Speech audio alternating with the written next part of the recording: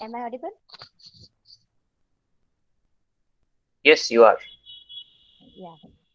Very cool and cozy evening to all of you, and happy Republic Day to all of you. I welcome you all on 21st lecture of NET Mentoring Lecture Series. Welcome all, and I also welcome formally our speaker of the day, Mr. Parth Joshi. He is presently working in Christ College as an assistant professor, and also he is a research scholar of the Department of English and Saurashtra University. Previously, we had Parth on modern fiction part 1, and today he is continuing his journey with the modern fiction part 2. Welcome, Parth, for the session, and now the session is yours. Thank you so much. Uh, it's going to be modern poetry in place of modern fiction. I Sorry, hope sorry, it that was my mistake. I hope that's not a surprising revelation to the listeners. No, All right. it might be a mistake from my side. Sorry, No on issues. modern No poetry. issues. No issues. All right. Very good evening to all the listeners. Uh, Welcome to the second round, and this is lecture 21 of the NET-Set mentoring series. Greetings of the Republic Day. Uh, and Let us quickly begin with the session on modern poetry 2. I hope I'm clearly audible. Yes, Parth, you are. All right. Uh,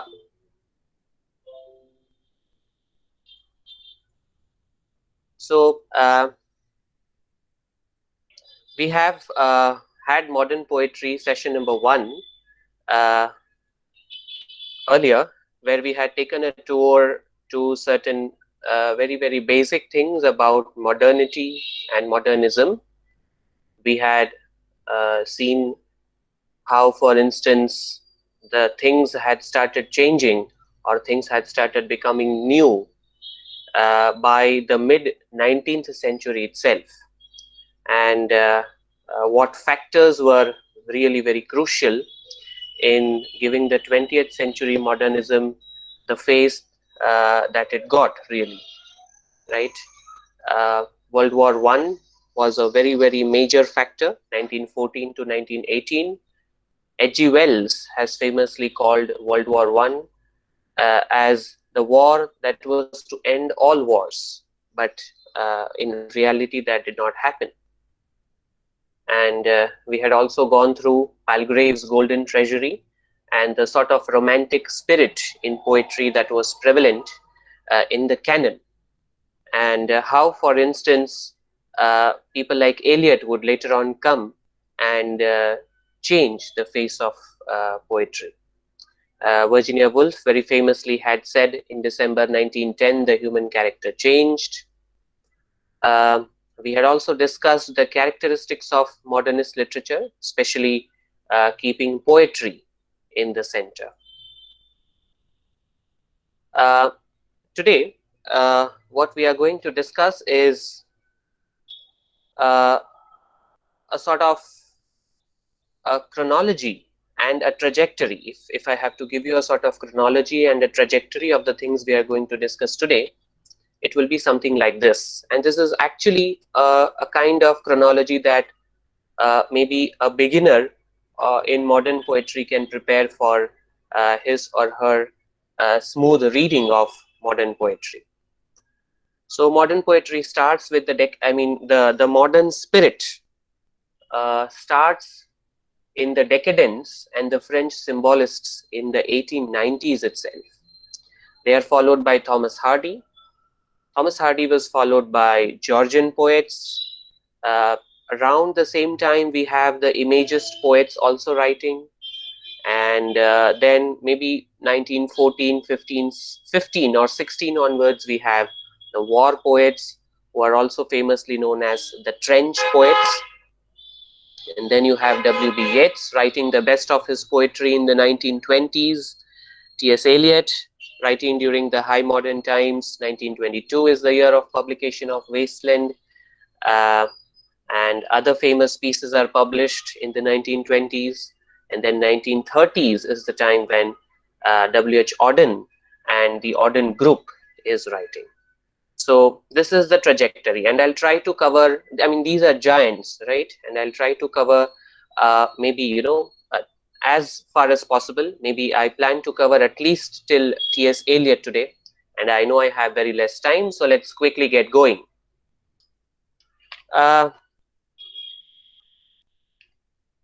Decadence and French symbolism were kindred movements in many ways.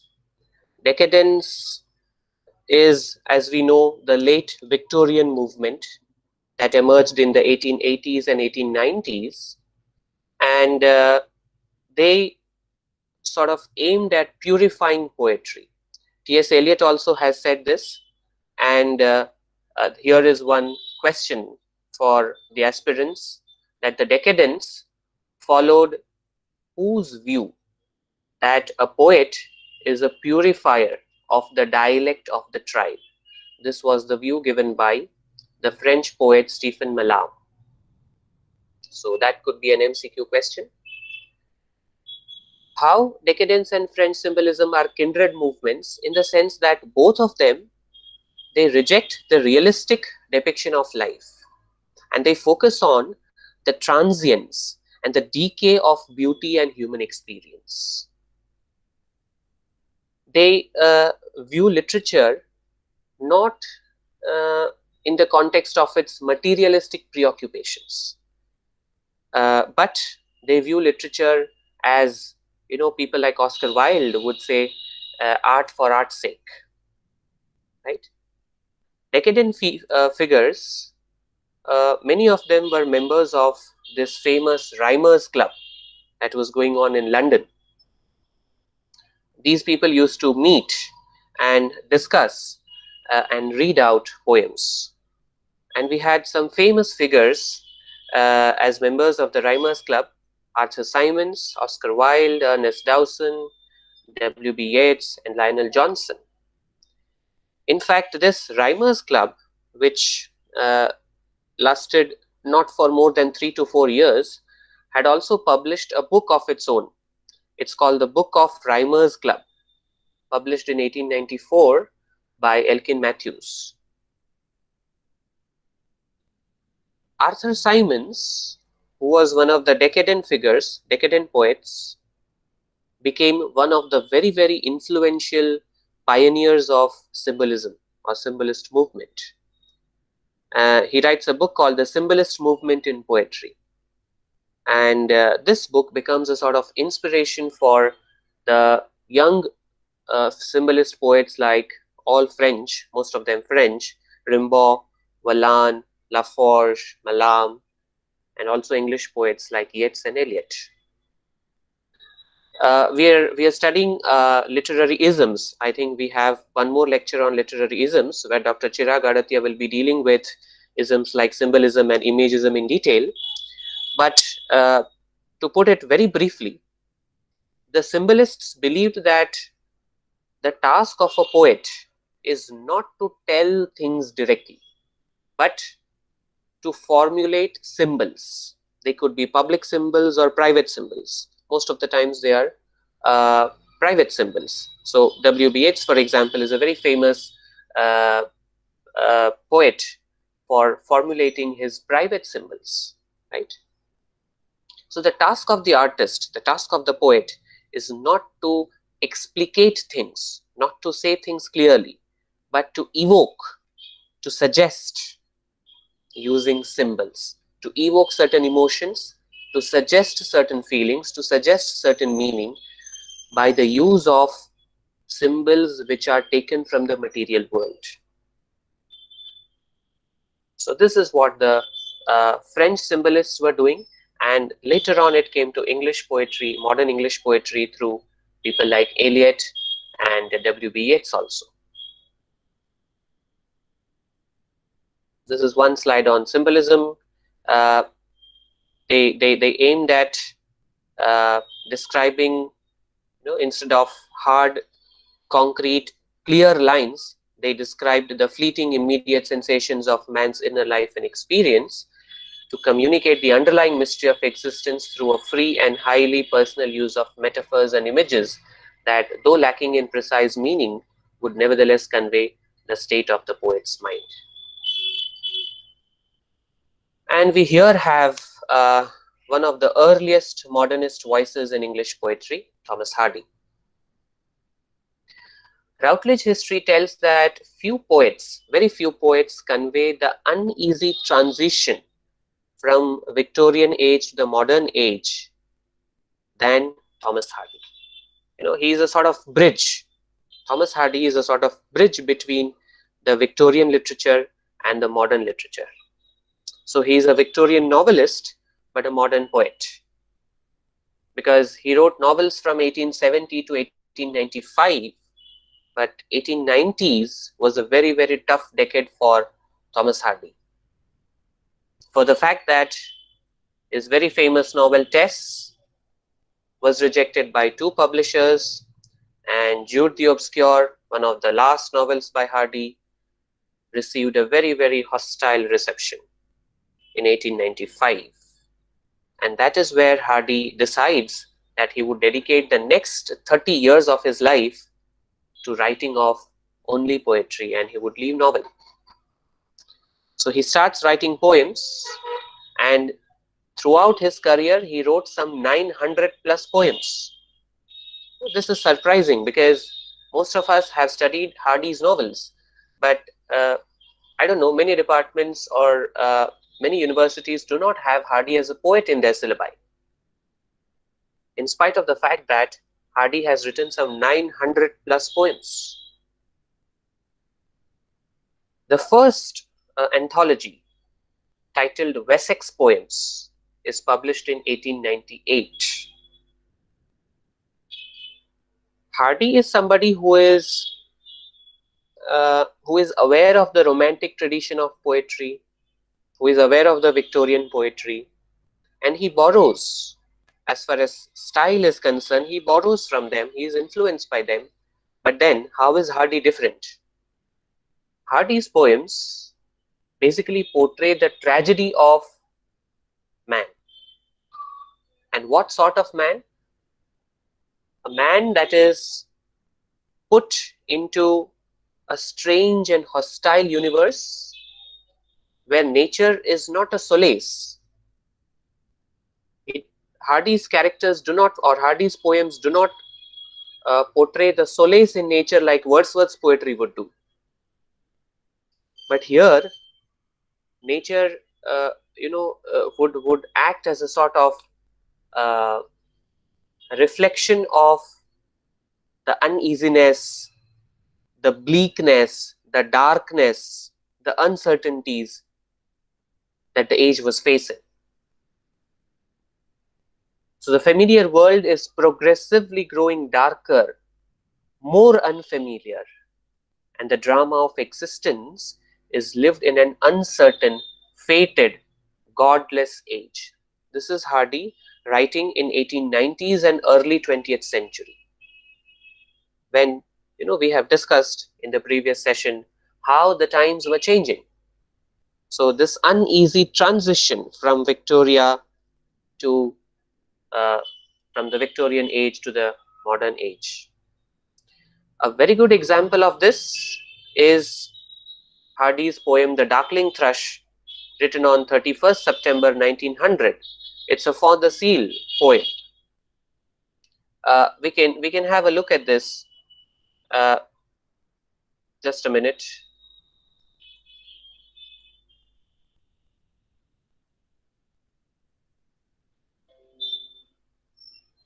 I leant upon a coppice gate when frost was spectre grey and winter's dregs made desolate the weakening eye of a day. The tangled vine stems scored the sky like strings of broken lyre.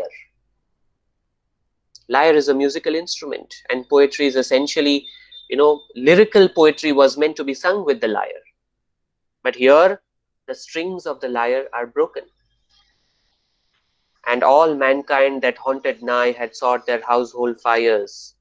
The land's sharp features seemed to be the century's corpse outlined. The century that is passing away, Hardy uses the image of the century's corpse, the dead body of the century. The ancient pearls of germ and rebirth was shrunken hard and dry, and every spirit upon earth seemed fervorless as I. One might recall, for instance, that thrush is a bird, and the romantic poetry has had a rich collection of bird poems. For instance, Keats's Ode to a Nightingale or Shelley's Ode to a Skylark. But in those poems, essentially, the birds, they sing sweetly, cheerfully. For instance, Shelley would say profuse strains, or Keats would say, my heart aches and drowsy numbness pains my senses as though hemlock I had drunk. So that's a mood of ecstasy, a mood of cheerfulness, a mood of gaiety. But that's not the case with Hardy's thrush, the bird that Hardy has picked up. Remember the very title, darkling. The adjective used for thrush is darkling. And every spirit upon earth seems as fervorless as I.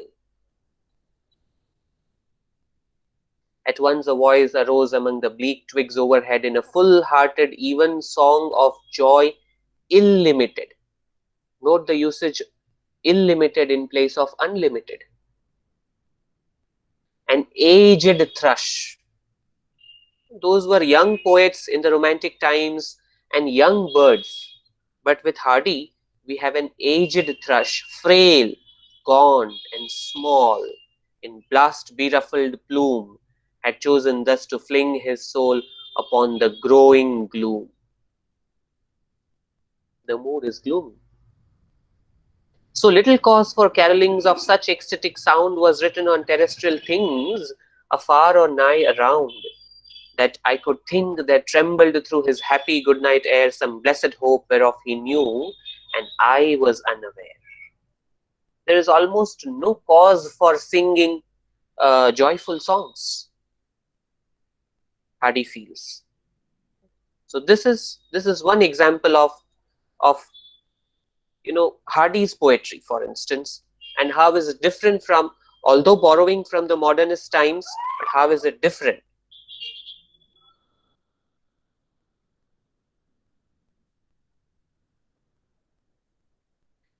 Here are two MCQ questions. Which is Hardy's epic drama containing 130 scenes? It's The Dynasts, published in 1908, and Hardy's first novel. Most of the people would say it's Under the Greenwood Tree, but it's not Under the Greenwood Tree. It's Desperate Remedies, published anonymously in 1871, before the Greenwood Tree. These are two pieces of MCQ questions. Okay, after Hardy, we have the Georgian poets. As the name itself suggests, the Georgian poets were writing during the reign of King George V. The term Georgian was used for the first time by Edmund Marsh, and this Edmund Marsh was a personal secretary to Winston Churchill. And Marsh edited 5 collections of poetry between the year 1912 and 1922, this time span of 10 years.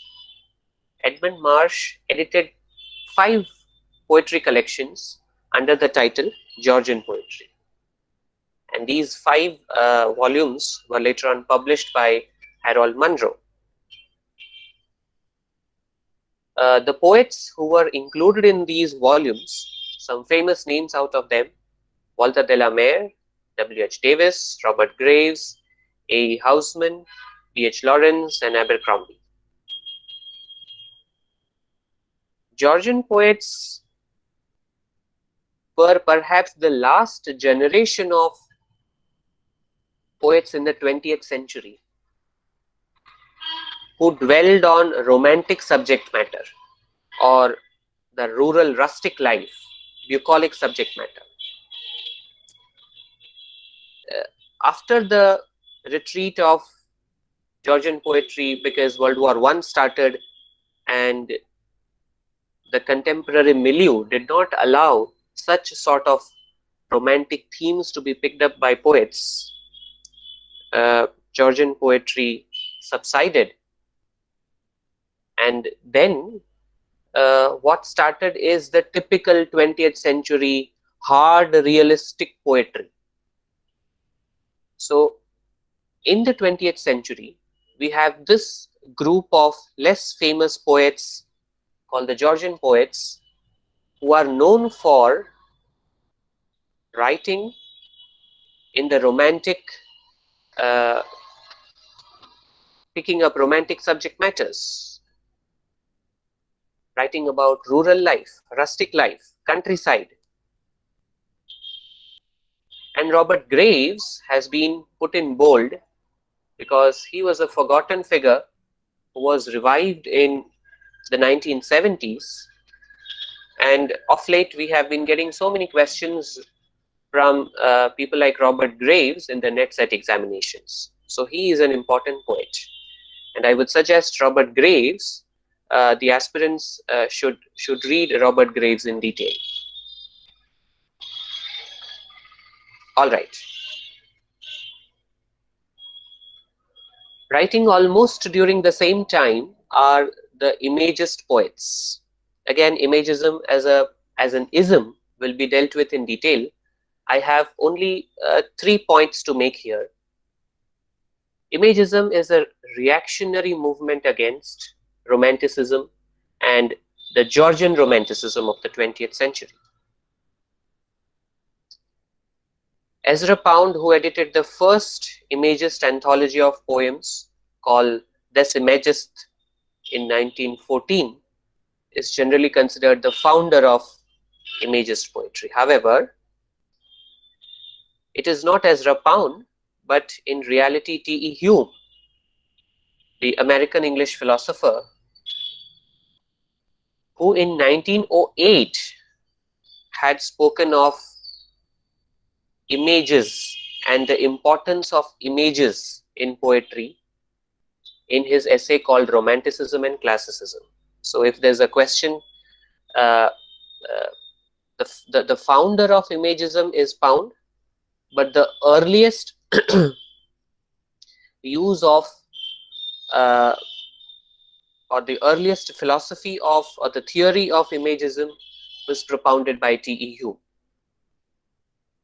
who said that language of poetry should be a visual, concrete one. Visual, remember, images. Images in verse are not mere decoration, but the very essence. And he was against using all sort of, excessive, superfluous words. Hume was in favor of using minimum words, but hard, concrete, visual images, which the readers would interpret, and that is how meaning would emerge. So that's about T.E. Hume. Amy Lowell wrote the preface to Some Imagist Poets, a 1916 anthology where she included poems from young budding poets who wrote in the Imagist style. And if you read this preface to the Imagist poets, one would find, how, for example, a whole manifesto of Imagism has been laid out by Amy Lowell.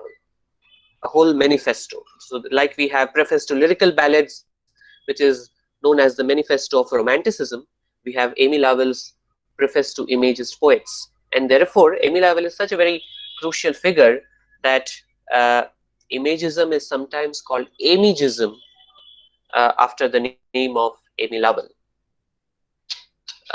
Other Imagist poets include, besides T.E. Hume and Amy Lowell and Ezra Pound, we have H.D. Hilda Doolittle, Richard Eldington, and William Carlos Williams.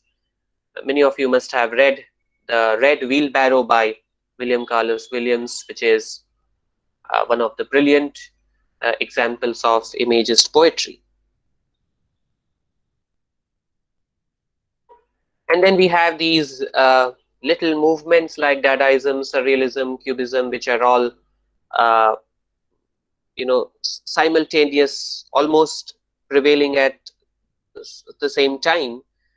These movements under the umbrella of modernism, which will be dealt with in detail, so I don't go further into it. Let's take up war poets, who were also known as trench poets. The title itself suggests war poets were writing about war.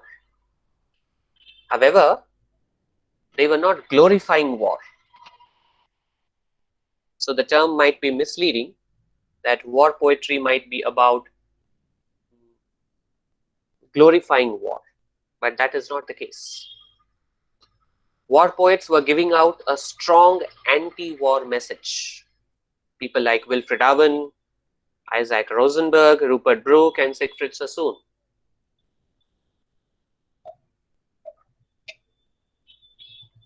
Are the prominent war poets. The initial response of English poets to World War I, here war is always World War I, please remember. The initial response was that of patriotism, nationalism, idealistic glorification of war. A very good example of this is Rupert Brooke's very, very famous poem, The Soldier, which was, as you can see here, which was recited, read out at an Easter sermon at St. Paul's Cathedral in 1914, the very famous St. Paul's Cathedral in England. The priest had read out the poem, The Soldier, when the war began, to evoke this patriotism in people.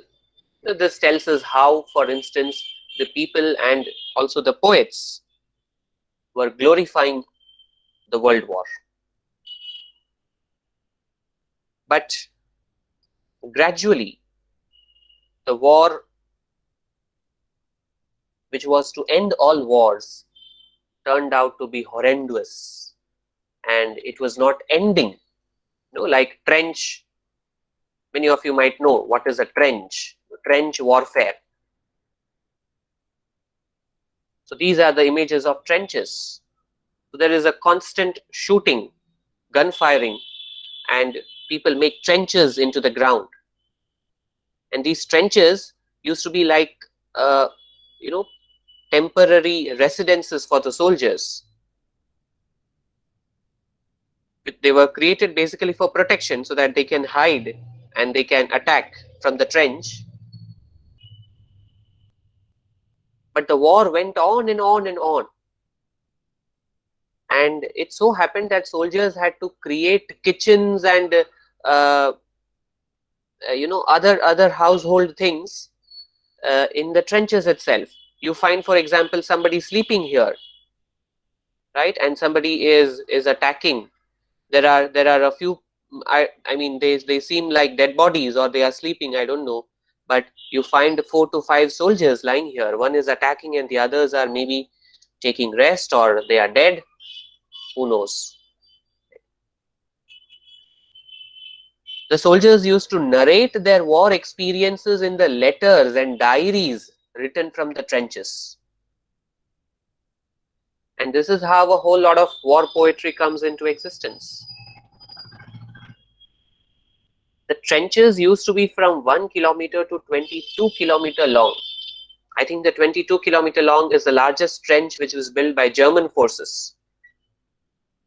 So these trenches now became a sort of permanent dwelling for the soldiers, because the war was simply not ending. According to Routledge history, 9 million people lost their lives in the 4 years. 9 million people. And this is on record. Off the record, there could be many more. Masses of dead bodies strewn upon the ground, plumes of poison gas drifting through the air, hundreds of miles of trenches infested with rats. These are but some of the indelible images that have come to be associated with World War I. It was a war that unleashed death, loss, and suffering on an unprecedented scale. All right, another MCQ. Which among the war poets is known for his use of half rhyme? It's Wilfred Owen, very famous for his use of half rhyme in his poems. Um Another MCQ question is which war poet died due to blood poisoning? It's Rupert Brooke. What we have is a sort of group of 4 war poems to tell you how there was a shift in attitude towards war. When Rupert Brooke in the beginning of the World War I wrote The Soldier in 1915, he was glorifying war. In 1916, Siegfried Sassoon's Absolution takes a slightly different take. Rosenberg's Dead Man's Dump, 1917, criticizes war. And Wilfred Owen's Dulcet Decorum Est in 1920, this is borrowed from the Roman poet Horace, Wilfred Owen's very famous canonical poem, which is the title is from Roman, which translates into English as "It is sweet and fitting to die for one's country," is highly satirical in its tone towards war. So quickly, if we want to read out certain portions from uh, these 4 poems,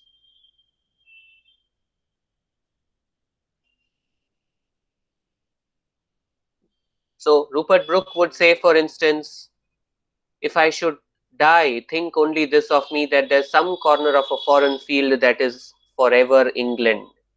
So optimism and patriotism towards England. And laughter learnt of friends and gentleness in hearts at peace under an English heaven. This English heaven is very soon going to forever change. Absolution by Siegfried Sassoon. The anguish of the earth absolves our eyes till beauty shines in all that we can see. War is our scourge, yet war has made us wise. So there is a sort of uh, ambivalent attitude found in absolution. War is our scourge, yet war has made us wise, and fighting for our freedom, we are free. He is not completely in favor of war, but although he agrees that, admits that war has made us wise. Dead Man's Dump by Rosenberg criticizes war. Earth has waited for them all the time of their growth, fretting for their decay, and now she has them at last, in the strength of their strength suspended, stopped, and held.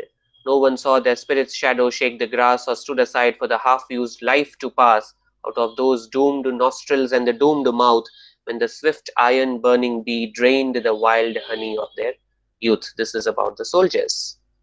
And then we have Wilfred Owen's very famous Dulcet Decorum Est, speaking about the gas attack, which is, so here comes the actual statement, Dulcet Decorum Est pro patria mori. It is uh, sweet and befitting to die for one's country. This is how exactly the lines would translate.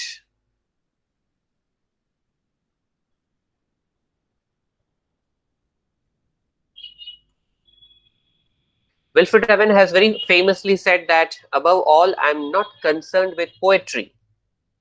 My subject is war and the pity of war. The poetry is in the pity. All a poet can do today is to warn, and that is why true poets must be truthful. This is Wilfred Owen in one of his in his very lesser known preface to an anthology titled as Poems. This is Wilfred Owen.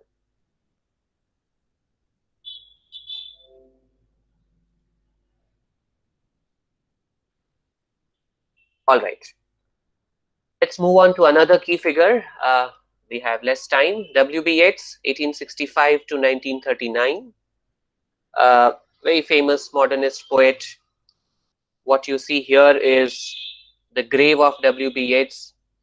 I would suggest remember the lines written on the grave: cast a cold eye on life, on death, horsemen pass by. This is the grave of W.B. Yeats, is in County Sligo, located in Ireland. Uh, Yeats was born in Dublin in Ireland, educated in London, and again returned back in Ireland. This is important to state because it will have a huge influence on Yeats's poetry. When he was in London, he used to visit Ireland, basically this countryside place called County Sligo, very frequently because his maternal grandparents used to stay there. And the Irish culture in County Sligo had fascinated Yeats right from the beginning of his career. We know that Yeats was a key figure involved in the Celtic revival, also known as the Celtic Twilight, along with James Synge and Sino Casey. But very less people know that the term Celtic Twilight, actually Celtic Twilight was the title of a collection of stories published by W.B. Yeats in 1893, the Celtic Twilight. He was a member of the Rhymers Club while at London, and that's how he came to be in contact with many young poets. Basically, some people say Yeats's poetic career can be divided into 3 stages, but I believe we can divide Yeats's poetic career a little more neatly into 4 stages. The first phase is the phase of romantic influence, and this phase was during the 1890s, where he is influenced by poets like, if you read the earlier poetry of Yeats, for example, something like The Lake Isle of Innisfree, a very famous poem written in 1890, one can find the clear influence of romantic poets like Spenser, Shelley, Blake, etc. And also the Rhymers Club members like Rossetti. Another very major influence during this initial phase of poetry is of Irish culture, because Yeats used to read and listen to a lot of Irish folklore, translations of Gaelic songs, folk poetry, Irish folk poetry, Gaelic poetry, etc. So, this is the poet in making in his early life. T.S. Eliot during his 30s. So, The Lake Isle of Innisfree is a typical romantic poem where he says, so he's remembering Innisfree, place in Ireland where he's immersed in nostalgia. I will arise and go now and go to Innisfree, and a small cabin built there of clay and wattles made. So Innisfree is something that he keeps remembering very often, and he wants to his longing to go there and settle in a very peaceful romantic atmosphere. That is early Yeats. The second phase is the expression of Irish nationalism, and this lasts up to 1920s, where Yeats becomes more and more involved in public issues and Irish politics.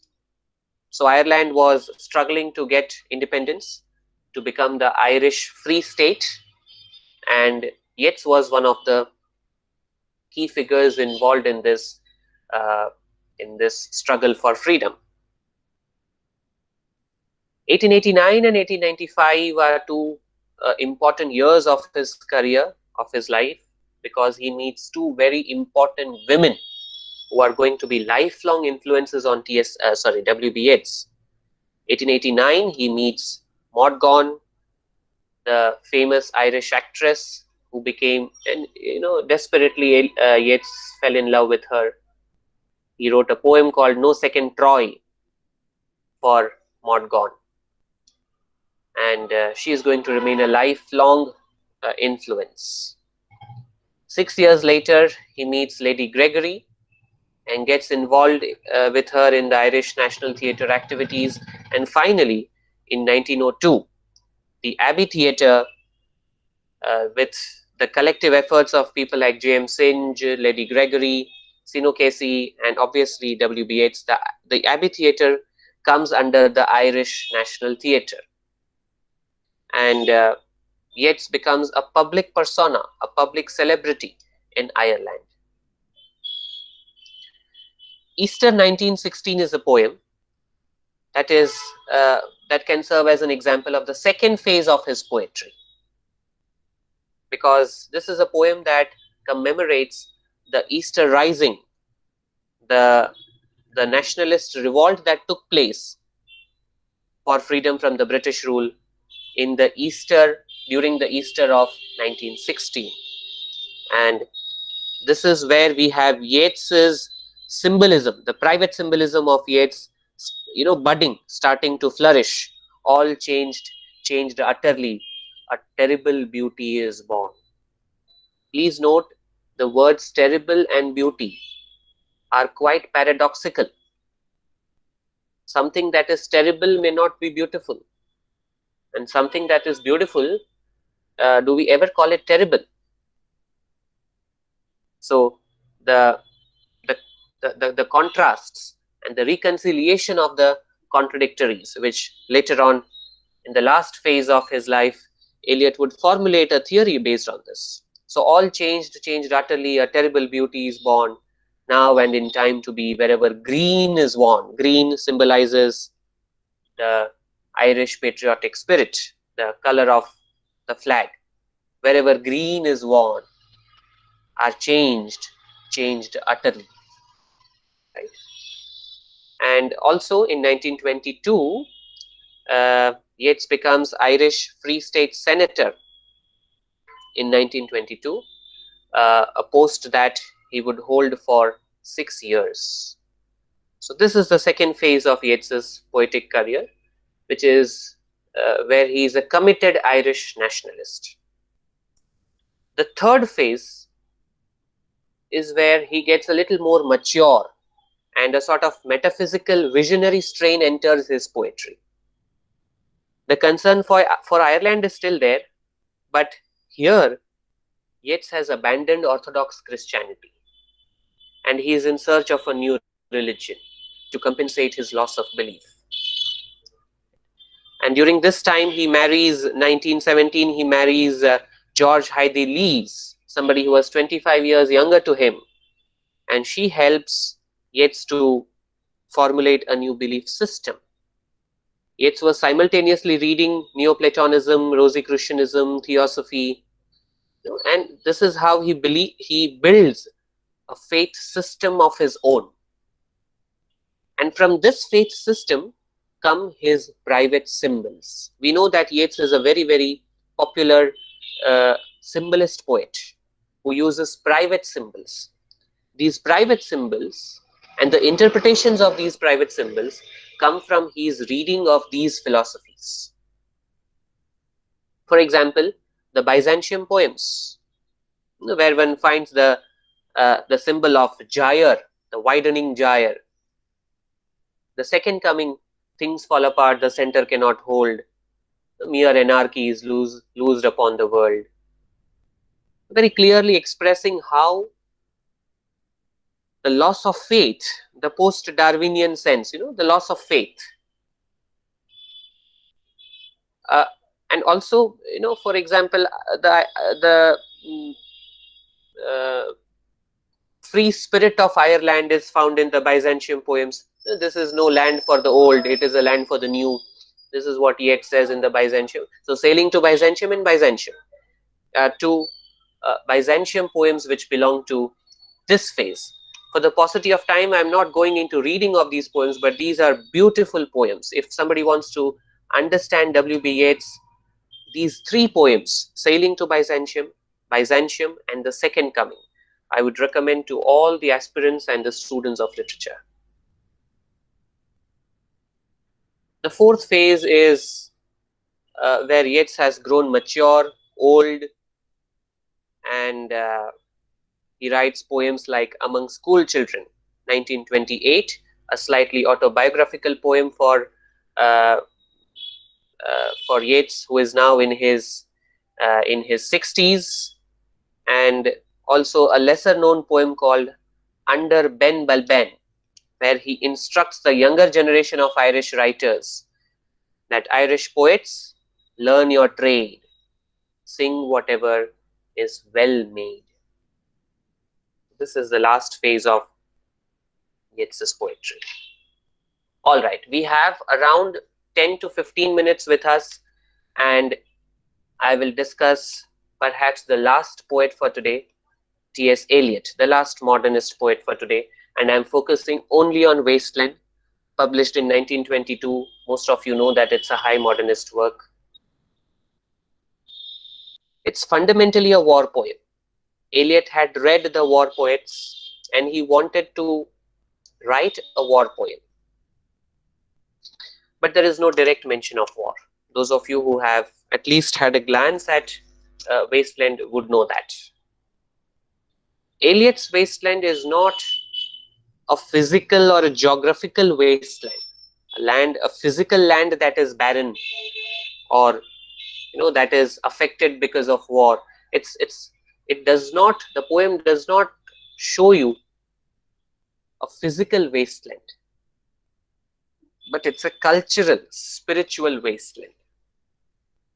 The very famous lines, Unreal City. By the way, Unreal City is borrowed from French poet Charles Baudelaire, uh, from his work, very, very famous symbolist work, The Flowers of Evil. Eliot has borrowed this phrase from.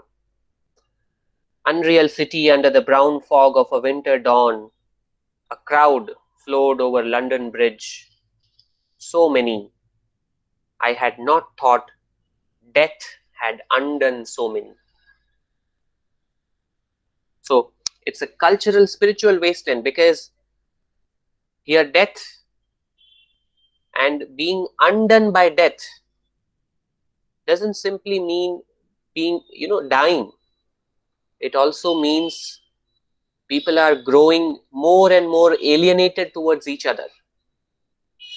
This industrialization and urbanization, for example, uh, Ezra Pound would speak of the same thing in his apparition of the faces in this crowd like petals on a wet black bough in a station of the metro.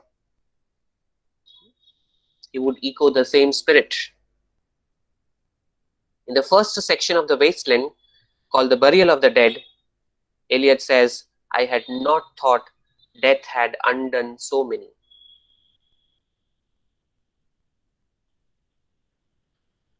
Wasteland is essentially polyphonous. Polyphony is multiplicity of sounds. There is no one poetic voice that speaks in the poem. There are multiple voices and they clash with each other, or they clash past each other. The second section of the poem, A Game of Chess, is the best example of what we would call polyphony. Multiple voices speaking at the same time. And the speciality is, even if multiple voices speak at the same time, there would be one authorial voice of the author that would unite them. But here, even that is not found. So, absolute fragmentation.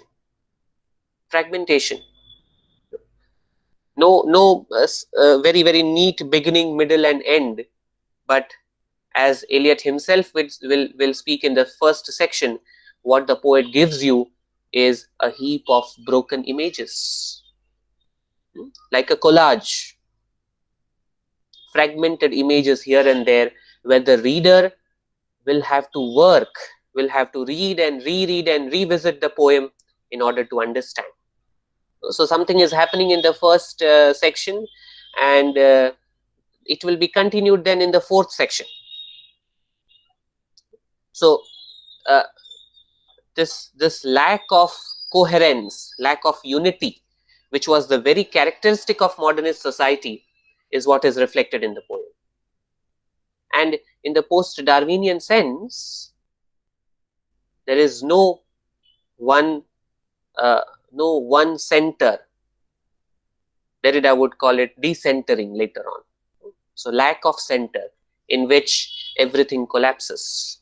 So this is basically the collapse of Western civilization into fragmented uh, and the fragmented social order is what Eliot wants to show, perhaps. Everybody knows that the poem is immensely difficult. It is said that Eliot wrote The Wasteland to keep the professors of English busy for another 100 years. And the notes that he himself provided in the second edition of the poem, they also are so difficult that you need some guide to comprehend the notes also. So that is the thing. So the poem basically wants to suggest that the 20th century modern man was not having a unified experience, whether it is religious aspect of life or social aspect of life or sexual aspect of life. There is sexual desolation also that is shown in the poem, right? All right, some important facts that we would go through quickly will be useful for MCQs. The first mention of Eliot writing a poem called Wasteland is found in the year 1919 in a letter written to John Quinn on 5th November. By the way, remember 1919 is the year when Eliot writes Tradition and the Individual Talent, the landmark essay, where he talks the theory of tradition and individual talent. And I find that there could be no better example or tradition and individual talent in practice. If one wants to see, one should read the poem Wasteland.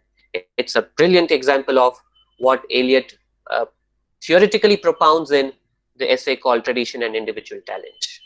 The second mention of Wasteland is found in a letter that Eliot wrote to his mother in 1919, December month, where he says that he has a New Year resolution of writing a long poem, which was going to be Wasteland. From October to November 1921, Eliot was suffering from a nervous breakdown, and he went to Margate, Kent, and Lausanne in Switzerland, uh, to get some fresh air. This is where he was actually composing this poem, and there are echoes of this found in the second section of the poem where he says, "My nerves are bad tonight." Yes, bad. Some people interpret it like because Vivian Eliot, the first wife of Eliot, was suffering from mental disorders. Some people interpret this line in that manner, "My nerves are bad tonight." Early in January 1922, Eliot stopped in Paris and handed over the first draft of Wasteland to Ezra Pound, whom he believed to be his mentor. It was Pound who performed a Caesarean operation of this 800 plus lines longer draft that Eliot had formed, and then reduced it to 433 lines. He also provided the current title Wasteland to the poem, because the earlier title that Eliot had given was He Do the Police in Different Voices. Could be asked for an MCQ. Most of the sections have been edited by Pound. The only section that he retained in the original draft was the fifth section, What the Thunder Said, where he had written a note in the original draft. Pound said, okay, here on, I think. So he believed that the fifth section was okay. There it did not need many changes. So the fifth section was retained by Pound. Manuscript of Wasteland was lost and rediscovered in 1968, and currently it is preserved in New York Public Library. And there is a facsimile published by Valerie Eliot in 1971. There were limited copies of this brought out, and my teacher, Professor Mukherjee, who taught me the Wasteland, he has a copy with him. So when we were in MA learning Wasteland, we were shown that copy wherein you find Pound had he has made red marks and the first page has been entirely striken off, and there are circles and there are suggestions, footnotes, side notes, everything written in that edited draft of Wasteland, which was published by Valerie Elliott in 1971. The sources of Wasteland, basically two sources that Eliot himself acknowledges: Jesse L. Weston's From Ritual to Romance and James Fraser's The Golden Bough. Both are books on anthropology, and Jesse Weston's From Ritual to Romance gave this basic myth of Fisher King to Eliot.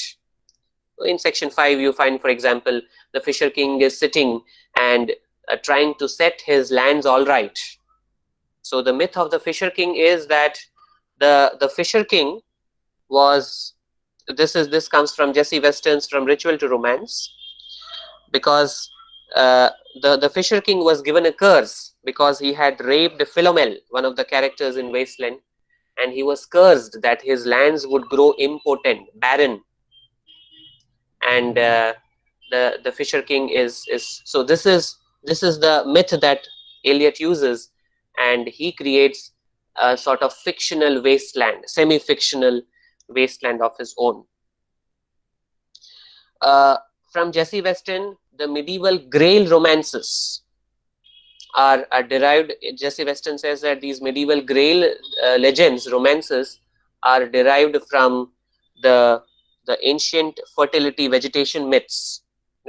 So the Grail and the lance. Grail is the sacred vessel in Bible. The lance is the piercing instrument which was used to crucify Jesus Christ. So they are looked at by Jesse Weston as the male and female fertility symbols, right? So that is how the fertility aspect. The epigraph of Wasteland, very quickly. We know that Eliot is highly elusive. He borrowed that. He believed that immature poets borrow, mature poets steal. Right? So the entire poem contains so many allusions, direct and indirect references, so many things. This is the epigraph of the poem, written basically in Roman, which contains a reference to the story of Sibyl of Cumaean. The Sibyl of Cumaean, who was granted a boon by Apollo that she would be immortal.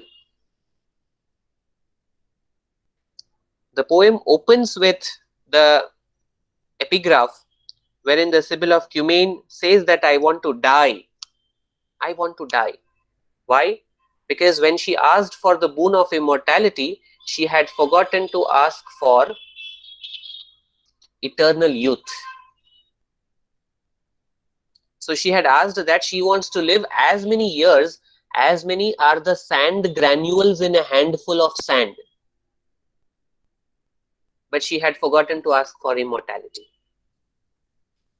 Sorry to interrupt, Parth. Yes. Now you have 2 to 3 minutes more. All right. Winding All up right. the session.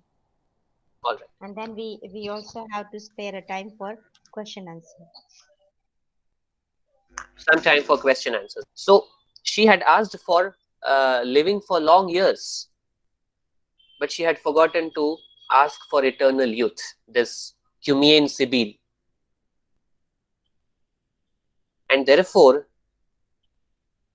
she lives for many years, but she keeps growing older and older, and her body keeps decaying, but she is not able to die. So the boon turning into a curse. This Eliot compares with the contemporary state of London or Western civilization. Right? It is compared with the state of Cumaean Sibyl.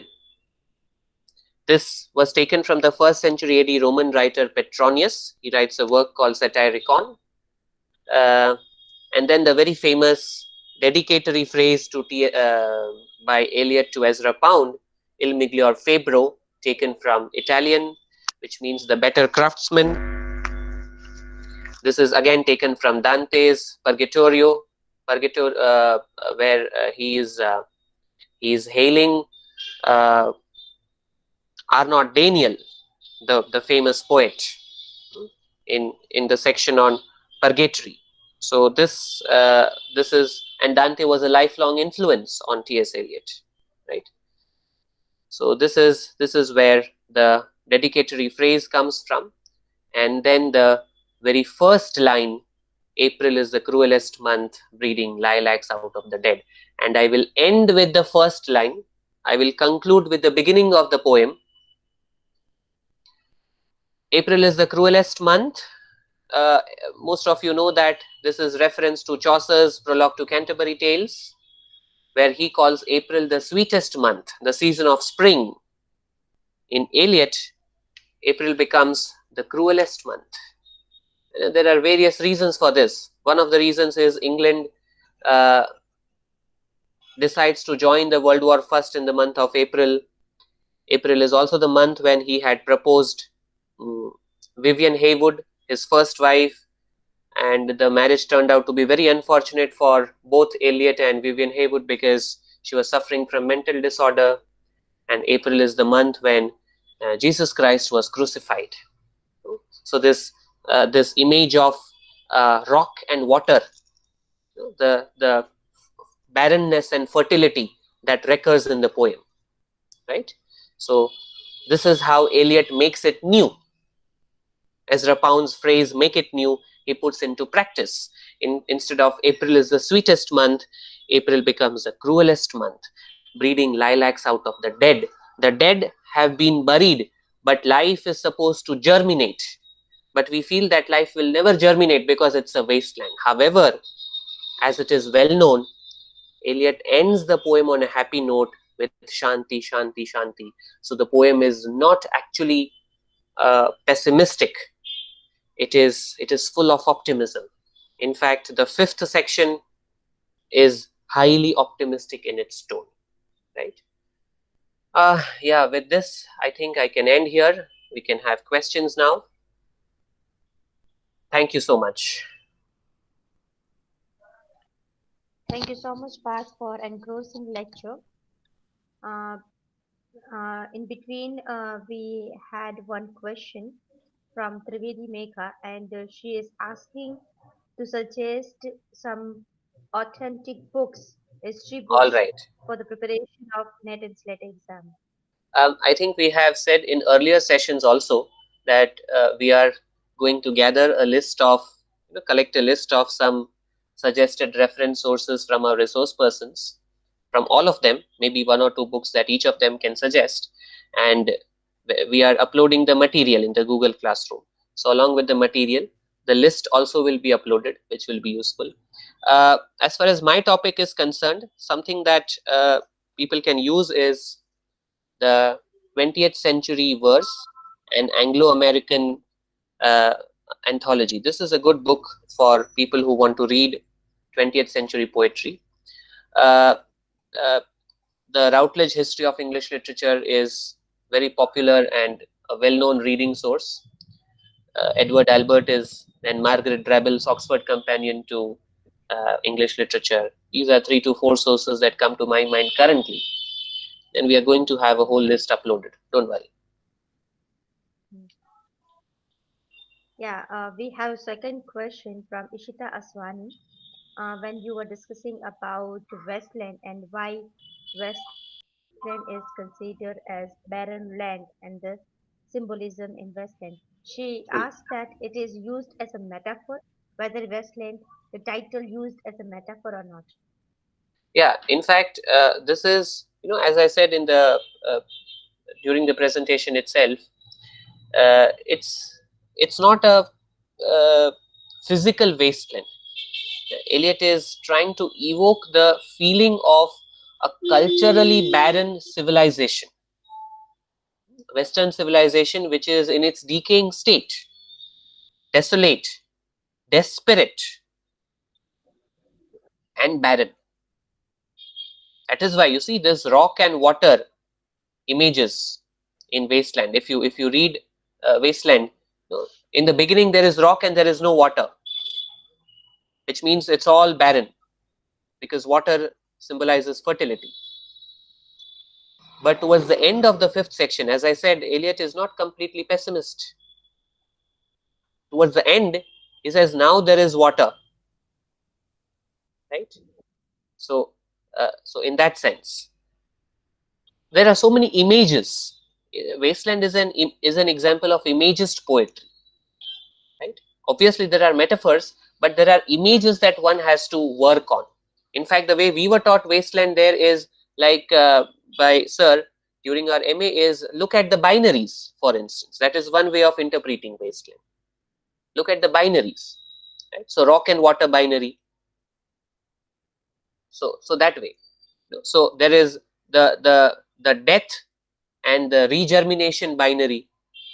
This is one way the poem can be interpreted. Yeah. Yeah. We have one more question from Megha. She asked that to please throw some more light on the concluding lines of the poem Shanti, Shanti, Shanti. Hmm. What does it mean and in which particular context poet use it? So like these are lines borrowed from Brihadaranyaka Upanishad. Eliot has mistranslated the lines Shanti, Shanti, Shanti. So peace. Uh, so that is a wrong, or not wrong translation, but under translation of Shanti, right? So I would suggest, I mean, it would take long, but however, so this is Shanti. Let peace prevail. Let peace prevail in the earth, in the ether, in the universe, and uh, in the heaven. So there are, if you read Brihadaranyaka Upanishads, Shanti is, there are 3 levels of Shanti that Brihadaranyaka gives. And but if I read your question precisely, you are asking what context the poet is using it. The poet is using it in the context of uh, hopefulness, although the translation might be slightly incorrect, but Eliot is using the phrase in the context of hopefulness. Let there be a ray of hope. Let life regerminate. Remember the initial line, breeding lilacs out of the dead. And in the poem, you find this Stetson's corpse has been, has been sown. It has been sown because so that the life regerminates out of it. So he's talking about regermination of life.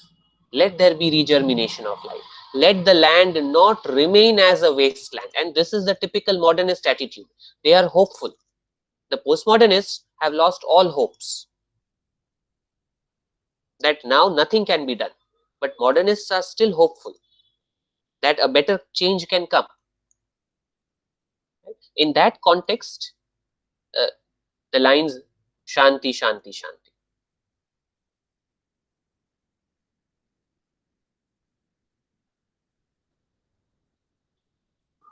Yeah, thank you. We have more questions from Nitin B. Trivia. He asked, can we say the Westland is a journey from pessimism to optimism? If yes, then what is the reason for the Yeah, term? I just said Nitin Bhai, right? It's definitely a journey from pessimism to optimism. First section is burial of the dead.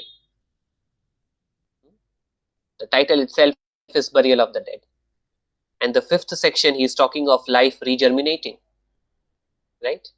So definitely, yeah.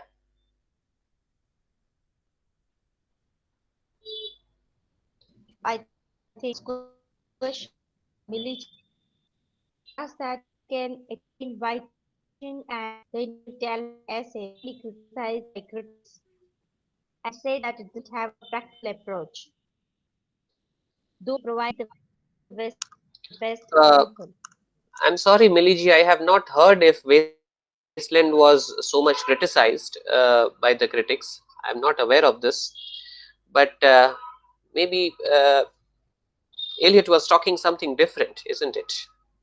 So And not tradition and yes, Yes, it, Parth. It has been yeah, mentioned I in David think Lodge. he's Hello. yes, you are audible. Yes, it has been mentioned in David Lodge. So, Uh, I believe uh, Eliot was talking something radical.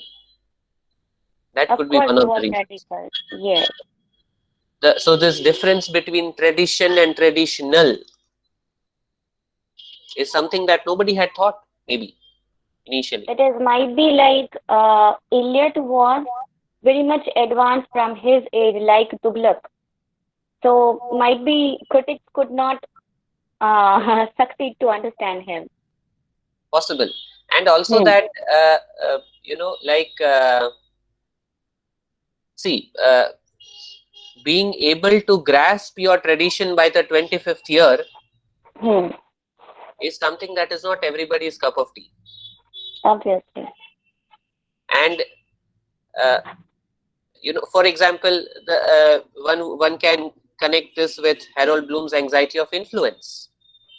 Hmm. Right. So in order to do something new with the tradition, you have to first of all know the tradition. And Eliot, in his personal life, you might know, was an example of this. Hmm. By his 21st year, he was teaching at Harvard. Hmm. Ackroyd has written in Eliot's biography. So uh, he had read these classical poets very well. By Hmm. 16 or 17, he had read the Romans and the Greeks. Hmm. And definitely by 25th year, he had known the Greek tradition, the Roman tradition, the English tradition, and the American tradition very, very well. So I believe whatever he is preaching in tradition and individual talent, he is practicing. And as I said, Wasteland is, as you have also said in the question, it's one of the best examples of what he preaches in tradition and individual talent. Uh, but if you ask me why it was criticized, I am not aware of this. I'm sorry, but maybe this could be one of the reasons that it was something very radical that Eliot was saying. Yes. Even Again, yeah, being again, radical, he was even towards the end of his life, he realized what religion to follow, whether in Christianity, right? Which true, sect to true, go. true, true. Yes. So till the end of his life, he was in a dilemma because he Another, believed in amalgamation yeah, of tradition as well uh, as individual. another Yes. important aspect to this could be, things like objectivity and scientific approach to poetry. In tradition and individual talent, Eliot he proposes that poetry is to be given scientific objectivity. The example of that sulfuric acid and things. So this was like, what is he doing? So he's a precursor to the new criticism. So this was like this level of scientific approach and objectivity had earlier perhaps never been thought about in English criticism. Yes. Subjective correlative, the theory he has Objective given. correlative in Hamlet and His Problems in 1919, theory of depersonalization, for example, that the writer who writes and the mind that suffers are two different entities. Now, these are tall claims and perhaps unprecedented in English criticism. So that also could be one of the reasons this essay might have been criticized a lot. Again, these are speculations, deliberations.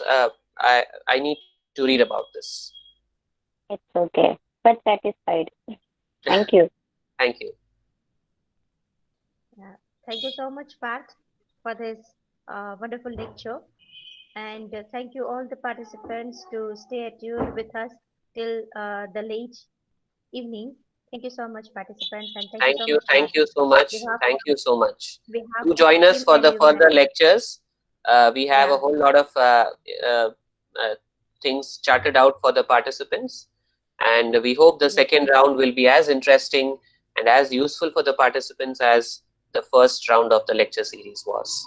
Thank you so much. Yeah. And Good tomorrow night. we have Dr. Kamal Raichura on modern drama. So do join Yes. us tomorrow at 6 o'clock. Thank you.